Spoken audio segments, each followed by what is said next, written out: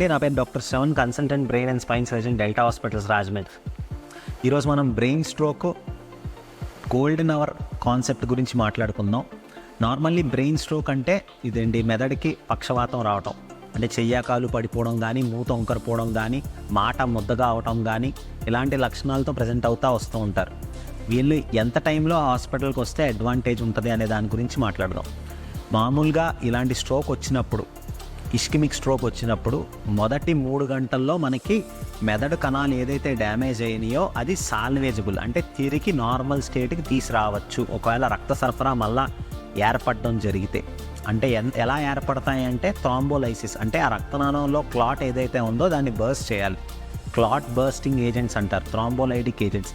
ఆ ఇంజెక్షన్ కానీ 3 గంటల లోపల కానీ మనం ఇచ్చినట్టయితే రక్త సరఫరా అనేది మళ్ళా తిరిగి ఆ కణాలకే చేరుకున్నట్టయితే ఆ కణాలు మళ్ళీ తిరిగి నార్మల్ అయ్యే అవకాశాలు ఉండొచ్చండి.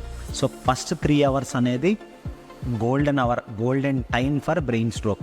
సో ఆ టైంలో పేషెంట్ రావాలి, స్కానింగ్ జరగాలి, ఎంఆర్ఐ స్కానింగ్ జరగాలి, దాంట్లో మనం కనుగొనాలి, ఇంజెక్షన్ ఇవ్వాలి. సో ఇవన్నీ జరగాలి అంటే యాజ్ ఎర్లీ యాజ్ పాసిబుల్ రావాల్సి ఉంటుంది. దానికి ఈ లక్షణాలు అనేది కంపల్సరీగా గుర్తుంచుకోవాలి.